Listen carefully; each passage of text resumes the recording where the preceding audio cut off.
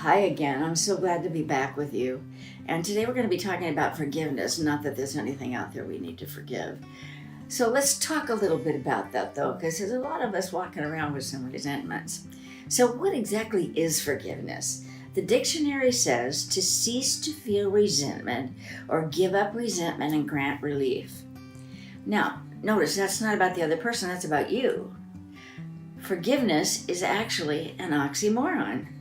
Gandhi once told one of his followers, "I would forgive you if there was something to forgive."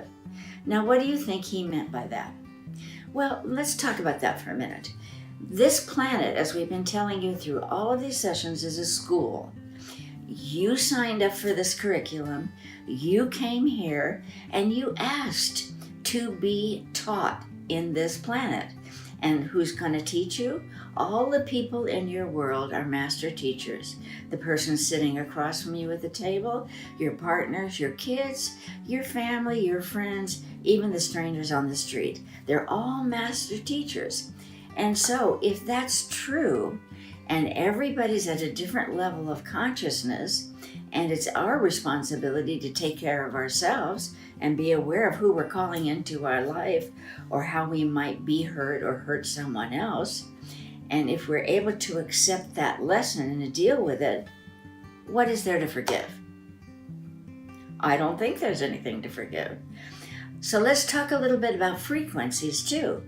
We're in the process of all vibrating at different frequencies. What do I mean by that? We all have different levels of spiritual maturity. We all have different levels of knowledge.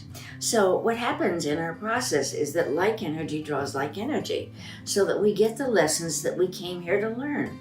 Now, some believe there are two kinds of forgiveness. There's either retribution or restoration. Retribution is the idea that every wrong deserves a punishment. But you've heard that old adage, an eye for an eye ends up with two blind people. So retribution usually creates resentment because normally the punishment is much harder than the mistake deserves. So we end up in a state of greater separation and resentment. Look at all the people who are in jail right now for tiny little problems they had with a bit of pot in their car or something. And so we're going to talk about how to create peace with forgiveness, or restorative forgiveness, meaning the act of forgiveness that creates healing and reconnection. And the first thing we need to understand about that is that every mistake, again, is in service to your soul. You are the recipient or the offender. And we're not going to judge either one because you called the circumstance in to push your soul forward. Now think about that. If everything and everyone and every lesson is in service to your soul, as Gandhi said, what is there to forgive? We're plopped here on the planet, and the plan is to venture out and make mistakes, find out what does work and what doesn't work, what serves our soul and what does not. That's how we go forward. Confusion over forgiveness, mostly understood as something we give to someone else. We need to understand it's actually something we give as an act of love for ourselves. Now let's talk about the reasons why some people don't or can't forgive and move on. There's a lot of confusion about whether or not forgiveness means you're condoning the bad behavior on someone's part. It doesn't mean that, so stop and think about that. If you choose to forgive somebody, it's still their issue of having done something wrong that they have to work on. It doesn't mean you're saying it's okay that you did that. You may be able to forgive someone and still not be able to have them as a friend or a partner, especially if they decide to continue in destructive behavior, because that would be a lack of respect for yourself, and that's not okay.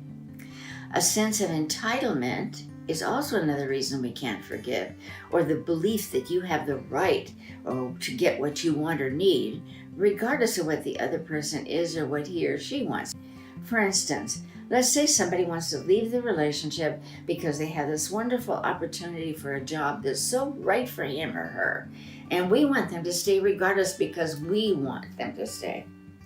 This requires the perception that you are fundamentally superior and should have exactly what you want regardless of what the other person wants. That's not going to work. Holding back forgiveness can also be because one feels fundamentally inferior and refuses to forgive in order to maintain power. That's an illusion. If you're not forgiving somebody, you just think you have the power. It's about a power struggle. So long as I stay mad at you, I have the power again, or the illusion that I do. Beneath that arrogance and entitlement is really the terror of being ridiculed, alone, being rejected, or abandoned, and we're all afraid of that. A lack of forgiveness can also involve great arrogance, and the arrogance unfortunately applies to both people involved. There's an arrogance on the part of the person who's doing the unhealthy behavior because they want you to just get over it so they don't have to confront their own mistakes or deal with their own lack of integrity or personal responsibility. That's especially true when clients come into my office who have had affairs. They will want to talk about it for a little while, and then because they feel uncomfortable with what they did, they just want their partners to get over it and move on. And the person who's doing that is acting as if the wounded person has no value because they've been betrayed and they have no idea the pain that betrayal has caused. Nobody can just move on from that kind of betrayal. But there's also the arrogance or control on the part of the offended person for wanting remorse or understanding from someone who's not yet awake or able to give that to them. We can't expect unconscious people to act in conscious ways. That's really important, so I'm going to say that again. It's unreasonable to expect unconscious people to act in conscious ways. That's arrogant. So many of the things we unconsciously do are actually emotional or spiritual acts of violence. Very simple things you wouldn't expect, like talking over somebody's head or somebody's ability to understand, or asking somebody who's disabled to do something they're not able to do. People who have not healed their childhood traumas will also sometimes recreate them unconsciously in an attempt to get them healed. So each of us needs to be doing our own work so that our partners are not left with the mess. Another piece about a lack of forgiveness can be the lack of your willingness to own your own part in the issue, and that happens a lot. As long as we continue to project blame and shame on another person, we're in the illusion that we have no part in that and there's nothing for us to forgive in ourselves. We're in the clear, we have no responsibility. Wrong. Who is it that elected to dance with that person? Who decided to stay with him or her? Who got co-opted into the bad behavior or gave him or herself up and wasn't willing to be self-loving? Who was it that wasn't awake enough to see the warning signs or ignored the signs anyway and decided to stay after all? This is about believing we have no personal responsibility or culpability. The lack of forgiveness oozes out in the form of anger, resentment, fear, sniping, being critical, blaming. Come on now. Is there anyone listening to this who hasn't decided to take a job, be in a relationship, or stay with an unethical friend who did not have a wee, small, deep, resounding voice saying, "Don't go there"? Normally something inside tells us, well, what we're about to do won't work. But because we're afraid we won't find what we deserve, or we're afraid of hurting the other person's feelings, we end up hurting ourselves instead. Can you feel that? We have to stop pretending that we are not masters because it's causing too much pain in the world.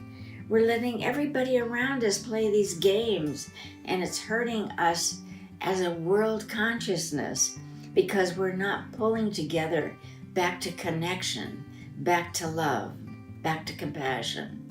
Now, the good news is that conscious or awake people, for them, there's great joy in taking personal responsibility because that sense of growth and aliveness is amazing.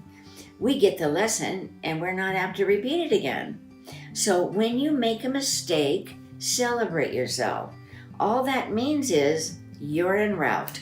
You're doing the right thing.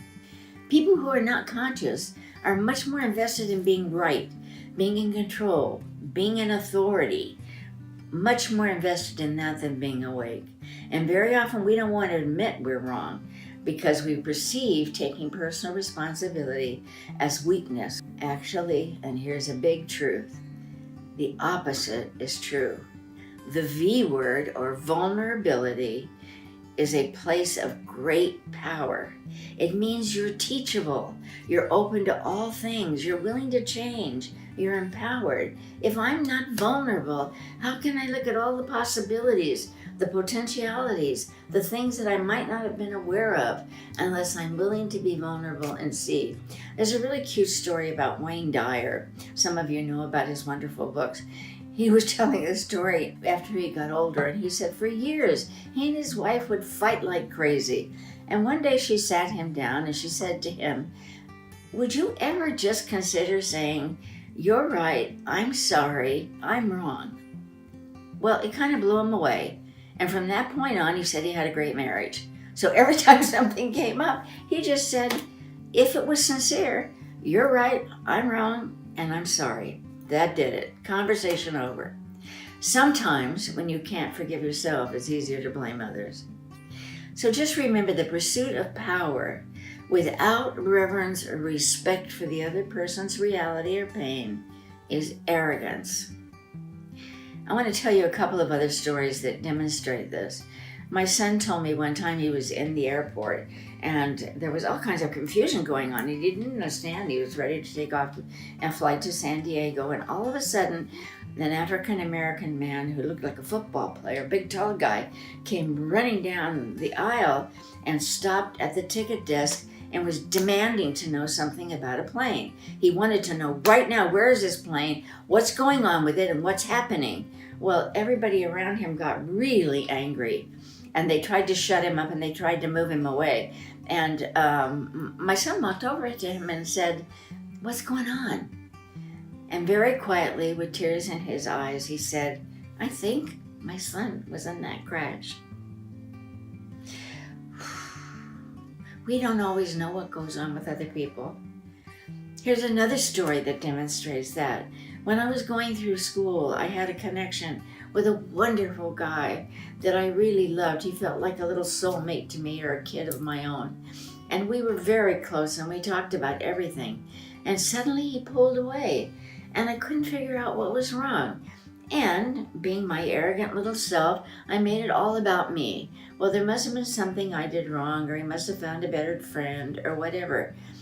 A few weeks later, I couldn't stand it anymore, and I went to see him at his home. And I found out that my friend had AIDS, and he was pushing away from everybody because he didn't want anybody to know. I had made a snap judgment that was totally wrong. Perhaps that person or you need an experience on your path in order to bump you up to the next level. Do you know how much I learned in those two experiences? I learned to start asking myself, what the hell don't I know, before I make a judgment?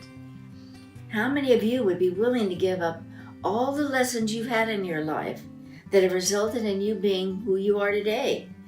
Raise your hand if you'd be willing to give up all of your mistakes and everything you learned from them in the past. I can't see you, but I'll bet you there are no hands raised. However, it is impossible to move into forgiveness if the person continues to hurt you with the same harmful behavior. This is where you may have to separate yourself from that person or the behavior, rather than to stay in a position where they're hurting their own spirit and yours, because you are co-opted into that process and you're complicit in it. If you stay, you're helping them hurt themselves and hurt you. It takes courage to admit when we're wrong and apologize. It takes courage to leave a situation in which the other person refuses to grow and stop the harmful behavior. However, there are times when that step of refusing to stay with somebody who refuses to grow is often the best gift you've ever given them, because it's a wake-up call. Courage is the essential core element of character in an evolved spirit. We have to be able to own our own mistakes. In fact, we have to be willing to make a bunch of them in order to grow. This is one of the biggest gifts of relationship. It teaches us how to do that. Don't you feel amazing when you've made a mistake and you get it and you know for sure that's one you're never going to make again? When you're not willing to admit your mistakes, what's happening is you're standing in your own ego needing to be right. Einstein says Mistakes are simply the product of a courageous soul and an inquiring mind. Until you are willing to own that you create everything in your life and it is your responsibility to change it, you're not awake. No, I know that sounds weird, because if you own everything in your life, that means, well, what if I didn't create that mistake with my friend? However, what is your response to it? That's your 50%. Everything is 50-50. You are responsible for what you do, and you are responsible for how you respond to life, your partner, your friend, and everything other people do around you. You are empowered the moment you stop projecting responsibility for your life and the quality in it onto someone else. Think of that power. You own it. You get to change it. That's a great thing to know. Owning it does not mean you beat yourself up unmercifully either. I once told a group in one of my seminars, if you had a little kid who ran into the street and all of a sudden the mom grabs the kid and pulls him back, spanks him and says, don't ever run into the street again. Next day, they're out in the yard playing again. Off the kid goes into the street. Mom grabs him, spanks him once again. On the third day, the kid starts toward the street and a car comes around the corner and hits a little puppy. The kid jumps back on the curb. He got it. Once you get the lesson, any beating yourself up past the point of getting it is self-abuse. Should that mom have spanked that child again? So that's true for you as well. Once you get it, let it go. Don't keep beating a dead horse. Somebody once said to me, if the horse is dead, get off and move on to the next lesson. That's exactly what you need to do. You cannot control life or the people in it. You can only have control over your response to what rises before you in life and what the people in your life do. Life happens. People are people, and they make mistakes that grieve your spirit, but even more, it grieves their own spirit. You'll never stop that. But what you do with it, how you respond, that's what defines your level of awareness and your character. People are going to disappoint you. Life is going to disappoint you. Your job is not to disappoint your own self. You are only responsible for acting on the truth to the degree that you know it. And when you don't, you're turning your own spirit back on itself. And that is when disease, both physical and emotional, can occur. You can't deny that you are wise. And when you do that, your spirit suffers. You cannot change life from happening. You cannot change other people. The only person you need to change is you. Will it be easy? Certainly not always. Will it be worth it? Absolutely, every time. A lack of forgiveness may also mean that we have not had the courage or the support to resolve some old pain we're still holding inside over issues from the past. When you're unwilling to resolve the pain and heal it, it's easier to stand in judgment, which allows you to distance from your pain. Well, she really hurt me, is vastly different from, I hurt myself by wanting something from her she was not willing or able to give me. Do you hear the power in that?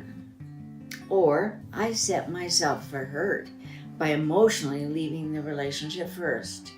Or I knew clearly who this person was and I chose to dance with him or her anyway. Let's talk about another way we set ourselves up.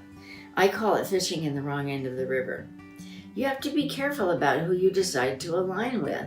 Some of you are bad pickers, and you need to pick partners, friends, and bosses who are not invested in creating chaos and drama. I had a broken picker for years. If there was an alcoholic anywhere in the room, because I knew how to deal with alcoholism because of my mom, that's exactly where I would go. That was the person I wanted to meet and get to know. Realize that you need to start looking around to see, okay, am I picking people who are vibrating in the same place I am? And the chasm today between standing in spirit and not is huge, way too wide to straddle. There was a point in time in the 70s when we could do both. We could be working with the values of the world, and we could also be spiritual. We can't do that anymore. We have to be on one path or the other. Your spiritual growth and your commitment can and should be the number one priority in your life. We are literally and spiritually living on the edge of our existence, and the only thing that can turn this freight train around is a new level of consciousness that is unequivocally committed to healing this sense of separation and creating a unified world. And the final piece in our unwillingness to move to forgiveness is about a lack of faith in ourselves, or a fear about not being able to create what we really want. So rather than to go out and get our needs met or create what we say we want, it's easier to blame others for not giving it to us. It's a good excuse for us for not going forward. No one is responsible for your happiness or the quality of your life or the amount of love in it except you. If your life is not what you want it to be, ask yourself, why am I not giving myself what I need and want? Why am I staying at a job that is not right? Why am I willing to be with someone who refuses to connect deeply with me? Most of the time, if you dig deeper, the answer under every one of those questions is going to be fear, and that's your work. Now, unlike some therapists, I don't happen to believe that forgiveness is something that is always necessary to give to another person. You can give it as a release for yourself. But if you are dealing with a perpetrator who is still perpetrating, forgiveness does not seem possible, nor is it appropriate. But what you can do is move to resolve, move to healing, move to disconnect, understanding, or an energetic release, what I call apathy. In other words, release it, let it go, heal the pain inside of yourself in order to make room for more love in your life. Forgiveness means that you're healing the emotions inside of you that are not in alignment with your own spirit. It's not about anyone else. Forgiveness means that you are able to see the other person as a human being, learning incredibly hard lessons about how to be spirit, not much different than you. Forgiveness means that you can see those who hurt you are truly hurting themselves, and it really has nothing to do with you at all. Forgiveness does not mean you are condoning bad behavior. Forgiveness does not mean that you believe the other guy is right in what he did or she did. And even if you have to leave a person, you do so with unconditional love and positive regard for the painful lessons that person is experiencing on his or her path. We're all going to end up in the same level of awareness at some point. Some of us are just taking detours, and the truth is, we each have the right to decide how fast we're going to go or how quick we're going to wake up. The fact that you may be a bit farther down the road doesn't make you better. It simply makes you more awake. And by the way, therefore, more accountable for your own behavior. Okay, now let's talk about this idea of the other person has to go first. That's nonsense. The person who is the most conscious gets to go first, and definitively. That means you, or you would not be in this room listening to this presentation. And you get to be grateful that you've already completed the lessons that you needed to move out of a self-destructive pattern. It's interesting, when you're really, really awake, it's not about pride, it's about gratitude. It's about gratitude that you've already passed those classes and you don't judge anybody else. You're just thankful that you were wise enough and that the universe was giving enough to give you exactly what you need. And so here you are, dancing on the edge. You are the pioneers. You get to make the changes. You get to make a huge difference in the planet by being the example of what love looks like, even when your decisions are hard. And the thing about these sessions is, once you know something as a truth, you can never not know it again. I know that's a double negative, but it's so true. Think about the times that a truth went through your body and you have never forgotten it. That means there will be no excuses after you hear and understand these sessions. Don't tell me you don't know what is right, honorable, or just, because I know you do. And if you didn't, you wouldn't be listening to this series. It's better to own what you know and consciously decide not to act on it than it is to diminish your spirit by pretending you don't know. For instance, every once in a while, I just want a peppermint ice cream cone. So how do I say to myself? I'm going to go have that ice cream cone, enjoy every bite of it. Tomorrow's a new day. I'm not going to feel guilty about it. It doesn't mean you can't have fun. It doesn't mean you can't have what you want. You just do it in a conscious way. So stop acting as if you're not a master. Your spirit would not have been called to these presentations if you were not ready to act on this information. And I'm going to tell you up front that you and I are going to be very scary people to the people out there who are not ready to bump up. Ask my producer, Sean, and all the people who have been through these seminars. We scare everybody. You will scare everybody because we're pioneering sacred relationships in every form. And when you're doing what you came here to do and being who you came here to be, you are bumping up against other people who are not. And so they're going to be scared of you.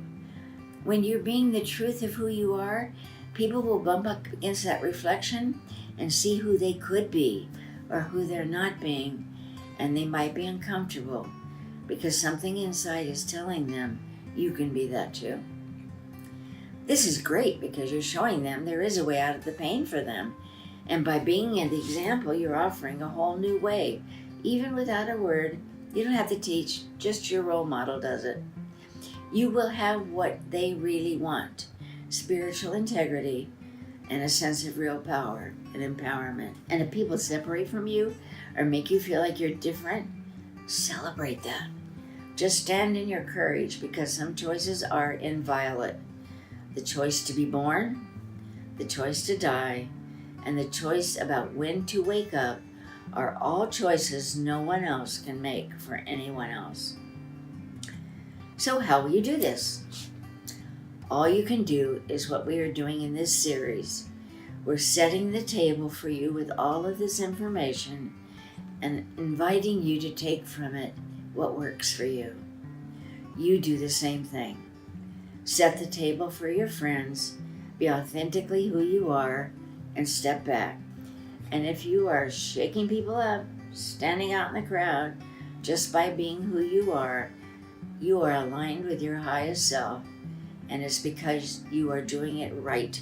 You are here because your heart and spirit want the truth, and you know that you're ready to step into that truth. Now, your soul's evolution depends upon that. The destiny of this planet depends upon it. We have so much work to do ourselves. Who has time to waste being unforgiving? One last thing.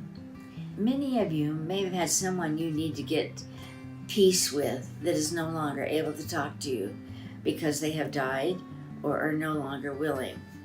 Do a little ritual.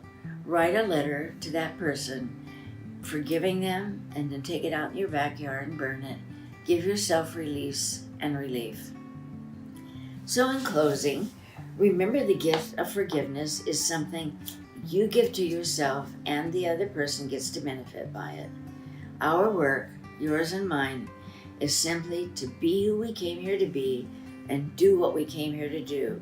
And I cannot tell you how deeply thankful I am that you, wherever you are, whatever age you are, whatever gender you are, whatever color or nationality, or whomever you choose to love, we are together in this one family.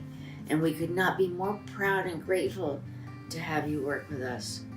We love you, take care of yourselves, and help each other and other people get on this path by getting this information to as many people as you can. Invite everybody you know to go to drdinaevan.com. And until next time, we're so glad to be on this path with you.